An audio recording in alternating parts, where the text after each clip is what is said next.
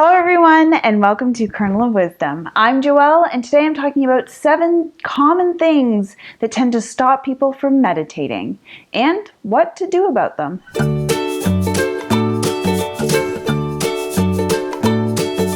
For people who want to start a meditation practice but seem stopped for some reason, it's often for one of the following 7 reasons. 1 is sleepiness. If you find you're falling asleep during meditation, you're probably tired. So try experimenting with different times of the day to meditate, times when you're less sleepy. Or you can try shifting your position. Instead of lying down, try sitting in a chair or on the floor. Or if you do need to lie down, see if you can do it with your feet flat on the floor and your knees in the air, which should help prevent falling asleep. You can also try meditating with your eyes slightly open, not focusing on anything in particular, but maintaining a soft gaze. 2, physical discomfort. It is not uncommon for people to experience some physical discomfort when they're sitting in meditation, especially if you start sitting for longer and longer periods of time. But that doesn't mean you should stop meditating because of it. For one, physical discomfort can give us something to meditate on. We can see if we can sit with the discomfort. Notice how we relate to the discomfort. See what our relationship is to pain and how we feel about why it's there or how much we want it to go away. If it helps, you can even try this meditation I have developed for dealing with discomfort. And otherwise, the other option is to just shift. Give yourself permission to move a bit or find a better position that's going to cause you less discomfort long term. No one said that you have to be a perfect little statue when you're meditating. Another option is to try some stretching or yoga throughout the week or before you meditate to help your body become more comfortable sitting for long periods of time. 3, making time. A lot of people feel like they can't meditate because they don't have the time or they can't make the time.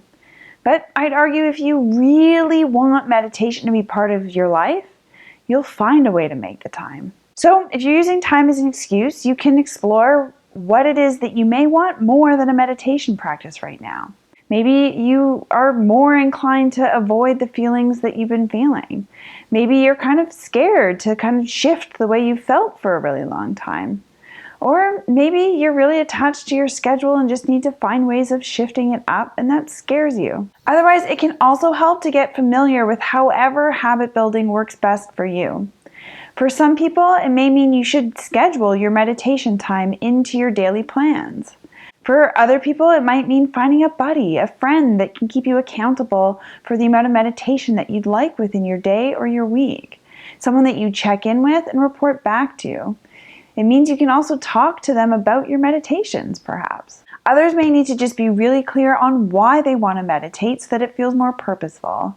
And others may really feel best if they kind of screw the rules and just meditate whenever they feel like it, and actually that works best for them. In fact, Gretchen Rubin, who wrote The Happiness Project, has developed 4 different archetypes for the ways that we actually develop habits and keep ourselves accountable. You may want to check out the link in the description below to find out how you tend to hold yourself most accountable and to find strategies that'll work best for you. And this can help you make sure you make time for your meditation. 4 is restlessness. It is really common, if not inevitable, that you're going to get somewhat restless at some point with your meditation. But I will warn, that is an avoidance strategy of the mind. If you have set aside time for your meditation, there's nothing else you really need to do during that time. So use that time and know that as soon as you're done, you can hop into those other things. But for now, it's about being with you and noticing whatever comes up in the present moment non-judgmentally. The other thing I'd challenge you to consider with this one is that whatever comes up in your meditation is probably something that comes up in your walking life too. So if you're constantly thinking about time and a lack of time in your meditation, you probably spend a lot of your life thinking about time and a lack of time day to day. And that may be part of what's stressing you out. So if you can't start to deal with it and ride those urges during meditation, you're going to have a really hard time dealing with it and riding those urges in real life. Instead, use meditation as the perfect opportunity to start reworking that habit so you start seeing it seep and filter into your day-to-day. 5 is doubt. Again, it's super common for people to have a lot of doubts about whether they're meditating right. They start to notice that they have a lot of thoughts, or that it feels uncomfortable, or that they can't seem to hold their focus for very long, or any number of things, and then eventually they just stop meditating because they feel and they tell themselves that they can't do it. But this is another trick of the mind. It is another trick to try and help you avoid things that may really benefit you in the long term. And it's a trick because you really can't do meditation wrong. You're really just trying to notice whatever you notice. And if that means you notice a lot of thoughts coming up, then that's what you're noticing. And if it means that you notice you're having trouble focusing, then that's what you're noticing. And if it means you notice some self-criticism about not doing it right, then that's what you notice. And all of those things, if you can find a way to deal with it non-judgmentally, to try and be with those thoughts or reactions, it may help you find a way of actually being with some of those feelings of self-criticism and doubt in any number of circumstances in life. 6 is emotional discomfort. Like physical discomfort, it's not uncommon for people to experience a lot of emotional discomfort when they start meditating. You may become more distressed, more anxious, but I'd also argue it's probably not the meditation creating these feelings so much as the reality that those feelings may really be there, maybe buried deep within. And when you start meditating, you start noticing them.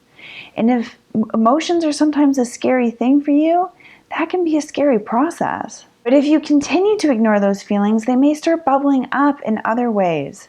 So if part of the reason you're meditating is to try and deal with some difficult feelings, to try and get more comfortable with emotion, I challenge you to try and stick with it.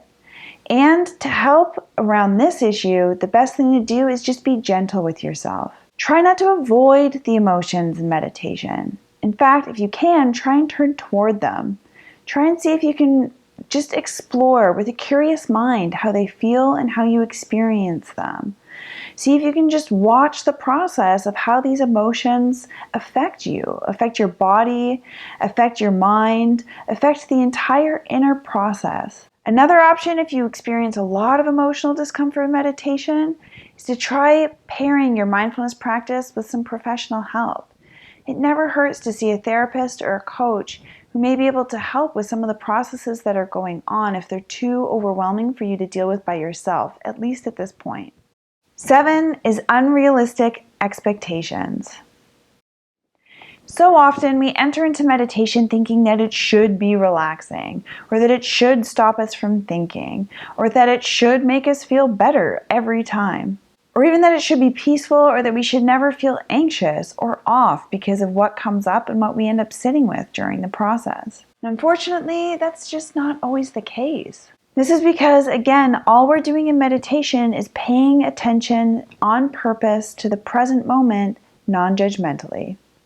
So if things come up that are hard or persistent or unexpected or scary, that's what we're paying attention to in the present moment, and hopefully with as little judgment as possible.